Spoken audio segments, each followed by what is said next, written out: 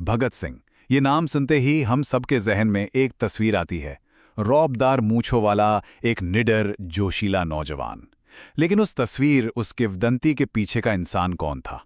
तो चलिए आज उस छवि से थोड़ा आगे बढ़ते हैं और समझने की कोशिश करते हैं भगत सिंह के दिमाग को, उनकी सोच को, उनकी रणनीति को और उनके असली मकसद को। चलिए शुरुआत करते हैं एक बहुत ही निजी चीज से। ये भगत सिंह की घड़ी है। इतिहास ना अक्सर बड़ी बड़ी तारीखों और घटनाओं से याद रखा जाता है, लेकिन कभी-कभी एक छोटी सी चीज पूरी कहानी कह देती है। ये हमें याद दिलाती है कि वो सिर्फ एक क्रांतिकारी नहीं थे, बल्कि एक दोस्त भी थे। तो इस घड़ी के अलावा आज हमारे पास है क्या? कुछ सरकारी फाइलें, पुलिस के रिकॉर्ड्स और हाँ, सबसे कीमती, उनके अपने हाथ से लिखे हुए शब्द। ये बिल्कुल किसी पहेली के टुकड़ों की तरह हैं और इन्हीं को जोड़कर हम आज भगत सिंह की पूरी तस्वीर समझने की कोशिश करेंगे। तो सवाल यही है, शहीद की उस जानी पहचानी तस्वीर के पीछे का इंसान कौन था? क्या वो सिर्फ एक जोशीले देशभक्त थे या फिर एक सोचे समझे प्लान के साथ काम करने वाले रणनीतिकार? आइए इसी की पड़ताल करते हैं। तो हमारी कहानी का पहला पड़ाव आता है एक हत्या के साथ। ये वो घटना थी जिसने भगत सिंह को ब्रिटिश साम्राज्य की नज़र में सबसे बड़ा और सबसे खतरनाक दुश्मन बना दिया। ये कहानी बदले की है, एक पूरे राष्ट्र के सम्मान पर लगी चोट के बदले की। तो देखिए, बात है अक्टूबर 1928 की। साइमन कमीशन के खिलाफ एक प्रोटेस्ट चल रहा था, जिसे लीड कर रहे थे लाला लाजपत राय।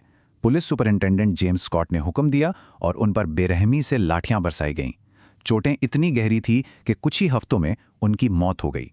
अब हिंदुस्तान सोशलिस्ट रिपब्लिकन एसोसिएशन यानी HSRA के नौजवानों के लिए ये एक खुली चुनौती थी। उन्होंने तय किया, लालाजी के खून का बदला लिया जाएगा। पर यहीं पर कहानी में एक बड़ा मोड़ आता है। क्रांतिकारियों का निशाना तो था जेम्स स्कॉट, लेकिन एक गलतफहमी की वजह से गोली चल गई एक 21 साल के नौजवान अफसर जॉन सॉन्डर्स पर। मतलब बदले की कार्रवाई तो हुई, लेकिन निशाना चूक गया और इस एक गलती ने पूरे मामले का रुख ही बदल कर रख दिया। सॉन्डर्स की हत्या के बाद भगत सिंह ने अपनी रणनीति बदली। अब अगला कदम हिंसा से ज्यादा प्रोपेगेंडा के बारे में था। एक बहुत ही सोची समझी राजनीतिक चाल, एक ऐसा धमाका जिसका मकसद किसी की जान लेना था ही नहीं, बल्कि सोई हुई बहरी हो चुकी ब्रिटिश हुकूमत के कानों तक अपनी आवाज पहुंचाना था। और उनका ये बयान कि उनका मकसद बहरों को सुनाना था, यही उनकी पूरी रणनीति का निचोड़ है। वो जानते थे कि असली लड़ाई हथियारों से नहीं, बल्कि विचारों से जीती जाती है, और अपने विचारों को पूरे देश तक फैलाने के लिए पहले देश का ध्यान अपनी तरफ खींचना तो पड़ेगा ना। और यही हुआ 8 अप्रैल 1929 को दिल्ली की सेंट्रल असेंबली में।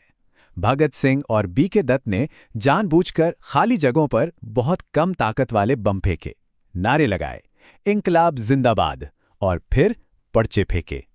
सबसे दिलचस्प बात क्या थी पता है?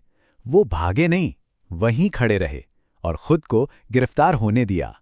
क्यों?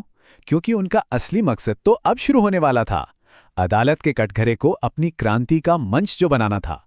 तो अब लड़ाई का मैदान बदल गया। सड़कों और असेंबली से निकलकर संघर्ष पहुंच गया जेल की चारदीवारी और अदालत के अंदर।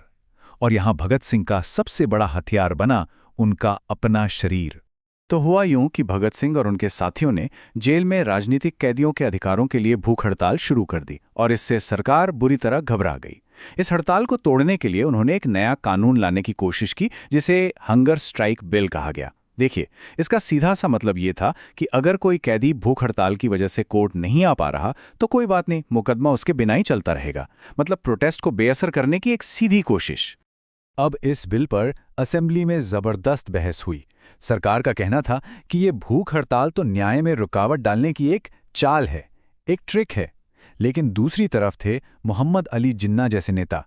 उन्होंने इसका कड़ा विरोध किया और जिन्ना ने जो कहा वो सोचने लायक है। उन्होंने कहा, जो व्यक्ति भूख हड़ताल पर जाता है उसकी एक आत्मा होती है। ये सिर्फ एक कानूनी बहस नहीं थी, ये दो विचारधाराओं की सीधी टक्कर थी।